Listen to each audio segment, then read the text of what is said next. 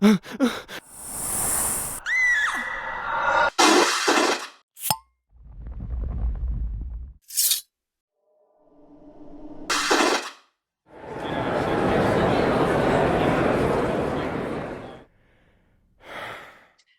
and welcome to the Supernatural Fandom Track here at Continual. I'm your host, Gail Z Martin, and we are back to talk about 5 more season finales. There was just so much season finale goodness, we couldn't fit it all into one panel. So we are coming back for panels 2 and 3, and this is panel 2.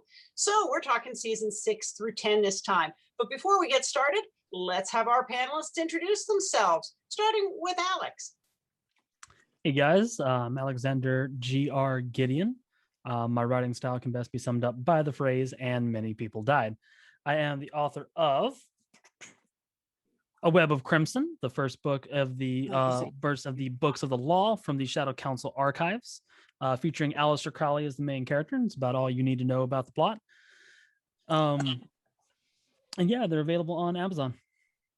And Carole. Hi, I'm Carole Stokes. I'm a fanfic writer. All my fanfic is on AO3 under Firesign 10, and I'm on Twitter as true_Firesign 10. Anne? Hi, I'm Ann Wicker. I'm a writer and editor and former journalist, and I'm a latecomer to the supernatural world, but I went straight down the rabbit hole, and I'm an unabashed Dean fan. So Dean girl. So anyway, I've edited a book that's a collection of stories about music in North and South Carolina called Making Notes. And I helped Ann Moses write her memoir about her time at Tiger Beat magazine in the late 60s, early 70s. I thought you were going to say 1700s. I was going to go, I don't think I went back that far. No, not quite that old. Even I'm not that old. And I'm Gail Z Martin and Morgan Bryce. As Gail, I write epic fantasy, urban fantasy, near future post-apocalyptic stuff and more. And as Morgan Bryce, I write urban fantasy, mailman, paranormal, romance, but all the contemporary worlds are ones Sam and Dean could walk into and feel right at home. So, season 6, season finale, The Man Who Knew Too Much. We have Godstiel. What is there to say here? I really liked this finale in large part because Jared did such a phenomenal job, I thought, in portraying his shattered psyche. He had 3 really distinct characters. He took them through the entire thing, I thought, just marvelously. And it was exciting.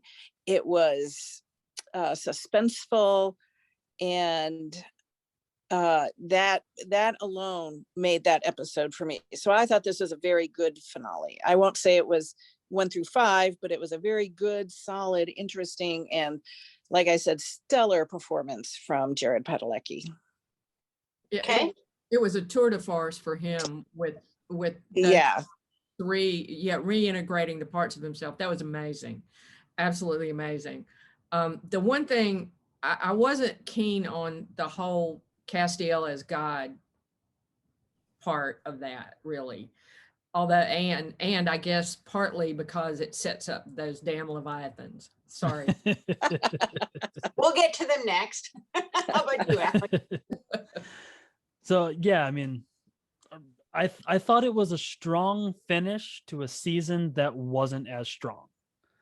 And it really it's in hindsight kind of disappointing too. Not in that it wasn't good, but in that it set up something that you expected to be so much better than what it set up. And you know, you've got I thought that was a really good like cliffhanger to end on, and it started to feel like they, by the end of that season and by that season finale, that they were getting their feet under themselves again, just because, you know, you had that first 5 was just such a great arc over those 5, and then you kind of had like the whole season kind of felt like, what do we do now? The whole time they're like, oh crap, we're done. What do we do? And so I thought that it really ended the season strongly, especially with Sam. And then I thought that it set up what you expect to be a really great season. Yeah, and they're making the transition in this season from Kripke as the showrunner to Sarah Gamble. And while Sarah Gamble had done things before that, and she's gone on to do some great things, this was kind of in the middle of her evolution. So she's coming in with big shoes to fill. I'm not sure that they expected, I don't know how much warning they had. They were going to get another season, obviously enough to tinker with the ending to season 5. But I agree with Alex that they did seem to be kind of flailing around there for a while to get their rhythm. But I loved the suspense and the heartache and the angst of going through Sam's head and confronting his broken pieces. And Sam effing Winchester still ends up showing up to, Right. save Dean's ass.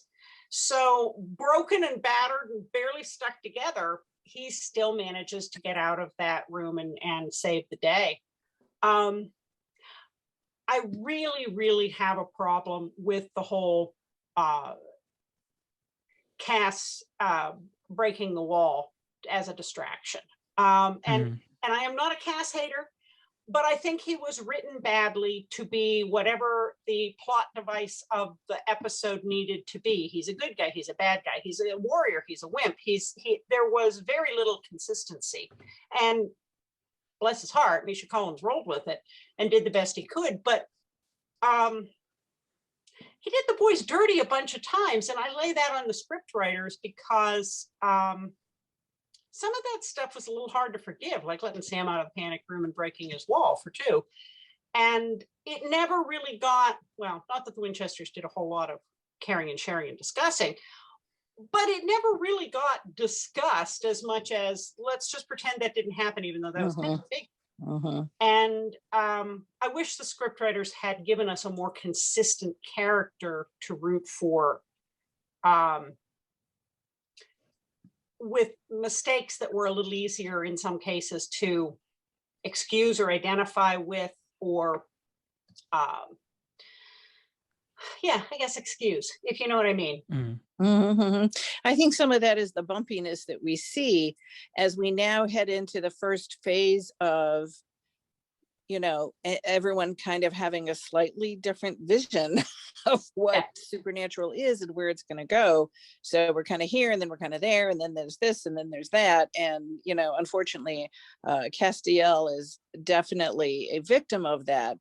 And we also start getting, well, in the next few episodes, as we keep talking about these finales, an uncohesive vision. I mean, Sam's kind of always Sam, even if he's a little wacky here and there, and Dean is always Dean. Godstiel does not have that consistency of character, and that's where we've already now seen a couple of things, and we'll keep seeing those things as we go through the next episodes. Yeah, and I think they really were flailing without another 5-year arc. Now they're going to season by season, maybe a couple of seasons at a time, but what's the grand vision? And some seasons they had a better idea of a vision than others, and I agree. I think this one they were a little murky on. At least the next well, actually, let's keep in mind that season 6 finale here was actually written by Kripke. Okay. So it was a Sarah Gamble showrunner season, but it was a Kripke finale. And that's where maybe we get those strong characterizations that, well, we'll just see what the next finales bring, shall we? So season 7.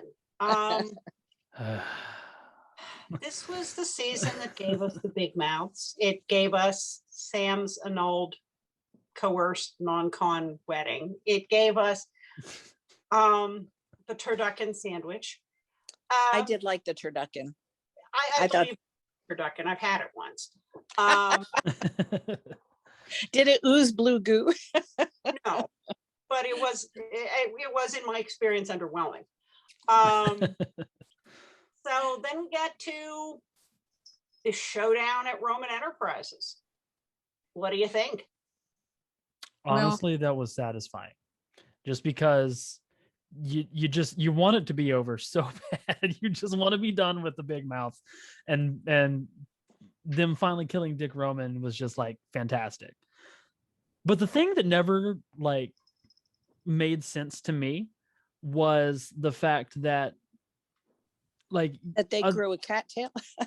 Sorry. That after this season finale, you've had so much Leviathan, and they've been such a force through this whole thing. Like the demons can't do anything about them, angels are getting eaten by them. Like there's so much like painted as like this big bad guy, and like you kill the head of them and then they're just gone. Like they don't really show up in what they're shown as with that kind of power again. And it's like it was great to see how they got there. And that scene with Roman and Crowley doing the contract was just fantastic. That was probably one of the best moments of the entire season, just them going back and forth on that. And those like, oh, you know, that changes subsection clause number 5, and going through it. And he's got that huge roll of paper and everything. And yeah, I thought it was a good good solution. And unlike and like season 6, it set up what should be a great season. That was a great season that started off a little rough. Yeah. My two favorite parts were when Meg at Rachel Minor drove the Impala into the sign. Yeah. And I mean, Great scene. Here comes baby, as the distraction. That was great. And yeah, Crowley was really great in this one too. And thank God they killed Dick Roman. But I wondered about the same thing that Alexander did, about that, they cut the head off, but there were thousands of these Leviathans, apparently. So where did they all go? That was kind of odd. But you didn't know that in this finale. That sort of is what developed over the next season. But I thought that the cliffhanger of landing Dean and Cass in purgatory, that was a good setup for some really good episodes that we had later. Yeah, I liked the whole, they end up in purgatory. That was very exciting. I actually liked Dick Roman as a villain. I liked the whole thing where he was not some kind of earthy or mystical or anything. He was a corporate businessman. And he embodied that slick smarminess so well, that I really liked when they had to like talk to him, and he was always like, and so it was great to see him get his comeuppance. Absolutely. And that was really I love the baby scene, plowing through that Sucra Corp sign. So it's like that. We see the end of Dick Roman, we see purgatory. Those are the 3 moments, and boom, that's it. The rest of it is like whatever.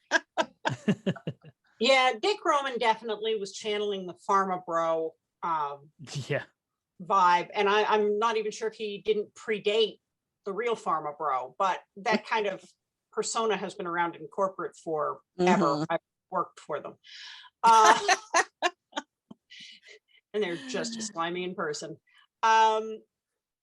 It was great to see Dick Roman get the end. I think they maybe they were tired of writing the Leviathans too, but having gotten rid of Eve, the mother of all, and that didn't end the Leviathans, although she supposedly started the Leviathans, I wondered if Dick was supposed to be sort of like their alpha, like when Samuel was hunting the alphas, and so destroying the alpha kind of rattled down the food chain. And I loved the Impala taking out the sign. That was all great. And we had a great cliffhanger with Crowley taking Kevin and saying, well, Moose, you're well and truly on your own. And then Dean showing up in purgatory. That was all so good. And then we woke up to the beginning of season 8. I had one last second of the season 7 was, and I could not justify this in any way. The waves of power are rippling, literally rippling off Dick Roman, and they all just stand there and look. Why aren't they running to get away? I mean, I know they don't know he's going to explode, but if you're by this being and the air is literally, you know, rippling with some unknown power, why stick around?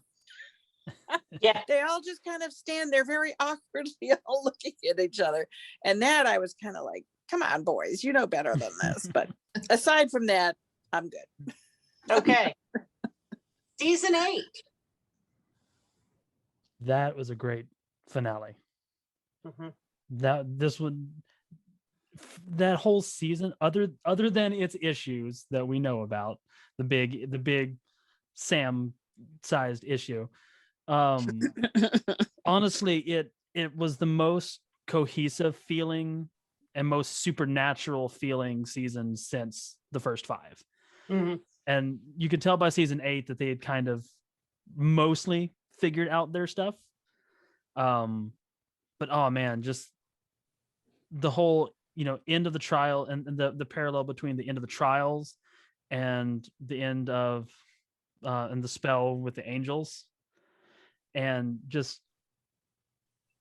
I love that both of those were ending at the same time, and one of them would have been a good thing, closing the doors of hell, and that one was ended, and one of them is a bad thing, having them fall, and that's the one that happened, that, you know, between those two there. And just the acting from I can't remember Crowley's actor's name. Mark Sheppard. Mark Sheppard. His acting as he's becoming more human was fantastic. Especially, you know, the scene after Abaddon comes in, which was one thing that I thought was a little interesting, because Abaddon definitely feels like a main villain kind of thing, and it did feel weird to have her just kind of thrown in and be taken care of so easily as well, when they have, like, of course they didn't kill her, but it was so easy to deal with her, when in other instances it's not been easy to deal with her. And so that did seem like a 1 weak part of the finale, but overall I thought it was fantastic, and one of the, like, probably my favorite last moment of a season, as they're sitting there and all the angels are falling and thing. It was just great. That's a stunning ending season where they're huddled by the Impala, you know, sheltered by it as always, and then you see those streaks of flame. Just a stunning visual, really, really great. Once again, Jared knocks it out of the park. Yeah. You know, I almost didn't recognize him when he's so drained in the church. He's been siphoning off all his blood, and Dean comes in and he has that, you know, that such a heartbreaking, broken speech about, you know, who are you going to turn to next? Another angel, another vampire? I mean, that scene is gorgeous, just gorgeous. You know, he really, really pulls out all the stops there. And it's even more heightened because earlier, as they're preparing to put Crowley through this ritual, Dean has just casually cut Sam's heart out. You know, when Sam's like, I have to confess, and where do I start? And Dean's like, oh, well, this and that and the other thing. And you just see the blood, you know, leaving Sam, his face and his heart at that point, because he's like, holy crap. Yeah, so that was a beautiful lead in to just a staggeringly powerful scene, and then that stunning visual. So this is a pretty strong finale for me, I thought. Yeah, I have to echo both both of you on that scene, the final scene with the angels falling was stunning. But I keep going back to the scenes between when Dean comes in to try to stop Sam, because now he knows that Sam will die, and the acting between those two was just amazing, and how they got through that without, you know, I don't know how many takes they would have had to do, but they couldn't have done that many, because I think it would have drained both of them. It was so emotional, and I echo you, Alex, about Mark Shepard. Man, his Crowley there was just fabulous. Yeah, he's such a powerhouse. He is. Yeah. Yeah, and while I was not a fan of the beginning of the season, because I still don't really believe in my heart of hearts that Sam didn't look for him. I think Sam looked for him and didn't tell him. I think that, as we've discussed, there are fan theories that maybe Amelia was never intended to be anything more than a hallucination, and then they said, "Out, let's take the easy way," or whatever. But for whatever reason that became canon, it does set up the motivation that Sam feels like he has failed his brother one huge time, and so from now on in, he is willing to burn the world to make it up to him. And there any rationality, the whole thing about anybody who thinks Dean's the dangerous one has never seen you with a sharp object in your hand. Sam has gone full metal jacket now, to redeem himself, even if it kills him. And so I agree that scene between the brothers, don't you think there is anything that I would ever put in front of you, is just, no matter how many times you see it, it just so powerful. And Crowley did a great job. I mean, it was really good acting. I do tire in some of the later episodes about, oh, we've got Angel Wars again. Can we come up with another line here? But for the moment, with those angels falling and everything, just gorgeous. And I thought it was interesting that Dean kind of gets his comeuppance from, you know, he's come back all sharp-edged from purgatory and very unforgiving and really doesn't want to hear anything, and rattles off that list of Sam's sins. But when he's actually confronted with the results of having done that, then he sees what he's done, and he makes up for it. And he repents. He does his best to make up for it, and we find out that you know, what he just kind of shot off the cuff wasn't really the whole truth, and so he redeems himself in that moment, I think, too, because I was pretty pissed at him before that. Yeah, it's a little shocking, you know, when he's so kind of casual and callous about itemizing, you know, Sam's transgressions, and we're kind of like, whoa. Well, especially so, when he told Sam several times that he forgave him for him, but apparently not completely. So yeah. So season 9, what do we think? It's all, once again, for me, it boils down to 2 moments. Metatron killing Dean, which is heartrending. And I'm going to attribute, now, first of all, I think Curtis Armstrong did a fantastic job being absolutely hateful, because I hated him. So power to you, Curtis Armstrong. And then, you know, we almost can't believe that he actually has won against Dean. And the killer for me is when he plunges the angel blade in, and we get that like a 2-stage reaction from Dean there, where he's like, oh, and then he's like, you know, where as it's really piercing him, and he really, you know, responds. And so that's like credit to Jensen, because that's a really horrible moment.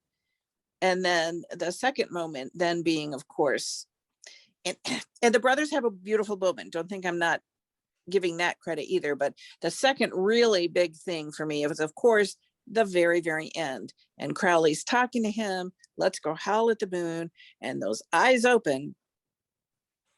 And that's it. You know, there's those black demon eyes, and That's it.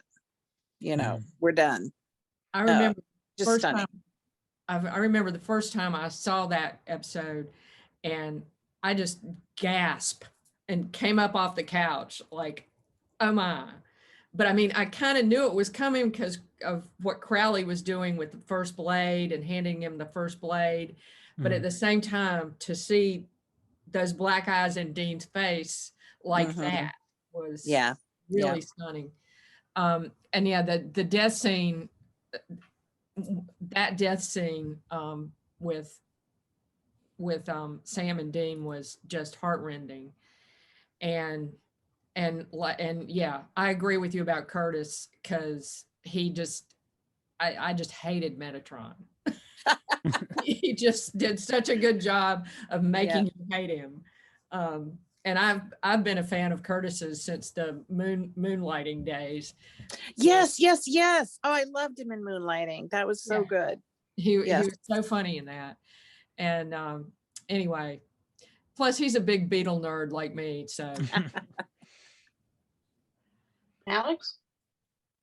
What I always thought was interesting about Metatron is that he's really relatable if you are someone who grew up being bullied. In that, you know, when you really think about it, he's not as who he is, and you know, just the way he looks and everything, he doesn't seem like that, you know, big bad villain. But he's someone who has been kicked around, is, you know, a low man on the totem pole for the angels, who, you know, was pretty much by luck just the person who was chosen to be God's scribe, and kind of chosen to be God's scribe because he was, you know, the nerd, the geek of the angels at the time. You know, he's the one most interested in that. And so, you know, it's like you hate him, but it's like you understand him, because, you know, if you've spent all that time getting kicked around by, you know, the bigger, badder angels with, you know, Raphael and Gabriel and Lucifer and all of those, and you would want to have some power, and that's pretty much all it was, is that it was the want of power that just went way too far. And when he got it, he really gloried in it. Exactly. No, he reveled in it. He wasn't just like, oh cool, he was like, I'm gonna smear this all around. Exactly. And you know, I also liked kind of the flip between Dean and Sam, in that, you know, when you think of Supernatural from the beginning, it's Sam's always flirting with the demons and Dean's working with the angels. And it's kind of flipped in this one, where you've got Sam working with Godstiel and Castiel to bring down Metatron, and then you've got Dean having Crowley help him to escape and to, you know, to go out and fight, and him with Crowley at the end becoming a demon himself. So it's like, it's kind of like the thing you always expected Sam to do happened to Dean. And I just like the flip between the two of them on who they're working with and what side they're on in this finale. Well, Supernatural loves its mirror images. And so, you know, we had Soulless Sam, so now we're going to get Demon Dean. We had Sam drunk on the power of demon blood, and now we're going to get, you know, Dean drunk on the power of the Mark of Cain. And in the end, I think that contributes to the brothers understanding each other so well by the time the series ends. You know, Dean never really understood why Sam was quite so mad about the Godstiel thing until he had his own archangel in his head. And then he understood. So I love the way they kind of gave tit for tat on that in different ways, so that the brothers had pretty much experienced everything to who else is going to understand them like each other. You know, one of my biggest quibbles with season 9 had been the whole, what struck me as manufactured angst with Sam's comment about, no, if it was the same situation, I wouldn't do the same thing. And if you want to work, we'll work. If you want to be brothers, and then he never finishes the sentence. And I always naturally just finish that on, if you want to be brothers, we have to rebuild the trust. That's really not a big stretch. Or no, I wouldn't put an angel inside of you, knowing what I know. And of course, Dean doesn't take it any of those ways and stomps off and gets the Mark of Cain. And I always felt that was very manufactured drama. Right. And it was very, very widely, I think, misunderstood. People took it to mean that Sam would not like help Dean survive or something. And it was, no, he just wouldn't do it that way with stuffing somebody in him unwillingly, you know? That's sort of what Dean took it as, is what, you're not going to save my life, because he makes right. And that really wasn't what he meant. In my opinion, you know, he just meant that wasn't the method he would have chosen or the way he would have taken. I think it's always been clear that they would lay down their lives for each other, you know, but he's not going to force him. I wouldn't violate you that way, because I know what it's like. Yeah. Exactly. And I always felt that we had several seasons there, and thankfully they stopped doing it, where you had to break the brothers up for the first 3 or 4 episodes and then get them back together again. And I thought that was one of the lamest, next to the Amelia arc, of why they were mad at each other, because it was so easy to fix. And even for them, and you would have thought they were past it. We've been around this track a couple of times, you know. Kind of too old for that sort of misunderstanding at that point. So I never really bought into that, but it did set up a memorable death scene, and of course, you know, broke all of our hearts. And having Dean wake up with those black eyes when Sam is trying without luck to summon Crowley, only to know that he's actually there. Anybody ever notice that the bunker's protective wards weren't worth squat? Right. Yeah. Everybody comes and goes from this place like a cheap hotel. I mean, it's more like the blinking light vacancy. It might keep out roaches, but it certainly doesn't keep out anything else. So that was kind of amusing, but so season 10. What do we have to say? I feel like they did death dirty in season 10. And I say that because of all of the characters, of everything in Supernatural, death was my favorite. Like, there's even a short story that I wrote that hasn't been published yet, that features death. And I have him turn into that version of death, because the character that he's talking to is a Supernatural fan, and that's, you know, what she asks him to turn into. It's not explicit, but it's in there. And it seemed to me like, with the way things were going, it was so like out of left field that Dean killed Death. And it was like, I remember doing that and being like, what? Why was that the thing that we did? But yeah, and I also thought it was really interesting that you've got the Mark of Cain for two and a season and a half, pretty much. Which also, the funniest thing I thought about the Mark of Cain was how, when Sam first saw it, he was like, "What's that?" "It's the Mark of Cain." Anyway, and it just kind of went off on it. Like, let's not address that at all. But I think, you know, as powerful as it is, and you get the reveal that, you know, it's holding back the darkness, and whatever the darkness is, and you have no idea what it is, and it's this ancient evil thing. And it just seemed to me like the fact that Rowena could just use a spell to remove it, like, it seemed like it should have something like the trials that you have to go through to remove this thing. Like, you know, if there's this ancient evil, it should be more than just a spell that unlocks it, you know? Well, she did have to kill Oscar. Well, yeah, it's like one trial, but I mean, like, you needed 66 seals to release Lucifer. You needed the 3 trials to close the gates of hell. And it was like, you would think that the darkness, who we, you know, of course, know is God's sister, as powerful as God. Well, at least they needed like 2 or 3 magic books for her to go through, because we had to have the book that had the spell, and then we had to have the book to translate that, and then you know, there was at least this all going on. But it was a little a little cheaty there. A little too easy for my taste there.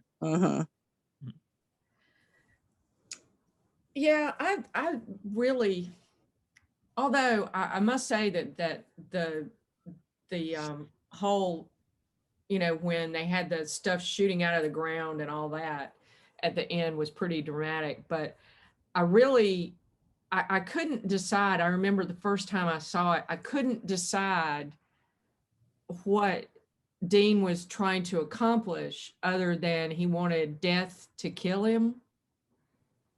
And, if Death, and then Death, of course, explained that he couldn't kill him. I kind of, and having them do the Cain and Abel thing, that's come up several times. And that was, it comes up later that Chuck that was Chuck's ultimate goal, was to have the brothers do the Cain and Abel. But I don't know, there was something off about all of that for me. And even though Death wasn't my favorite character, I really liked him. I mean, he had the best entrance, driving that car and coming down the street. That was, whew. Oh, Death. Yeah. Oh, go ahead. No, go ahead. I was just gonna say, that there was a huge emotional piece to Sam being willing to let Dean kill him if this will bring peace and settle things. And you did kind of wonder, in the end of season 8, Death was Johnny on the spot to reap Sam, and now he's kind of salivating to reap Dean. And this is even before we have Billy and her little vendetta. And you're wondering, these guys are doing more for humanity than most of the planet. Why are you in such a big hurry to get them off the board? Well, he wasn't going to kind of kill making your Dean. job easier. He wasn't going to kill Dean, though. He was going to put Dean in that pocket universe, because Dean had to keep living so that the mark existed, so that the darkness didn't come. But nonetheless, certainly that image of Sam kneeling there, you talk about your puppy eyes and your puppy face. It's just like, oh my God. And when Dean says, close your eyes, that's just like, oh God, what is going to happen? And when he does, he actually turns it onto Death. I was so sad to see. I loved Death, and I love Julian Richings. And that was just sad on all counts, because I hated to lose him. Very dramatic ending. Very scene. Dramatic. The Impala and the boys and the plumes of darkness. So I did always, when the darkness came up, it was all kind of biblical. Oh yeah. I did always wonder, though, because we know that Dean became a pretty good cook in terms of, like, he was making the burgers at the bunker and stuff. But really, did he made all that Mexican food? And when did he have time to do that? Because we kind of saw him leave to go there. And then here's the spread with, like, the taquitos and the fresh guacamole and stuff. I was like, when did he have time to do all that? But it was great because the food was always such a big bond between him and Dean, between Death and Dean, which was always hysterical, and everything. So I took it. I bought it, but and you offer and food is a common offering to the gods, and Death kind of outlives the gods, so it kind of makes sense. Folks, we are out of time, so let's do a quick lightning round. Let everybody know where they can find you online. And we will be back after this for another episode, another panel to talk about the remaining season finales. So quick, tell us where people can find you, Alex. You can find me on Twitter at Alexander Gideon. On Facebook, you just search Alexander GR Gideon. You can find all of my books on my website, alexandergideon.net. You can also link to all of my social media. And you can find me on TikTok at Alex Gideon Author. Cool. Carole? You can find me on Twitter at true_firesign10, and all my fiction is on AO3 under firesign10. Mind the tags. And I'm on Facebook the most, and you can just search my name, Ann Wicker, Ann with no E. And I'm also on Twitter and Instagram. Instagram is Ann.Wicker2. Twitter is Ann Wicker. Just search my name and I'm there. you can find me at gailzmartin.com and morganbryce.com. All the social media sites are based on my name, so put in the name, you'll probably find me everywhere. But mostly you can find me here on Continual. So thank you all very much for being wonderful panelists tonight, and thank all of you for watching and listening. There'll be more Supernatural coming up soon here on Continual, so we'll see you online.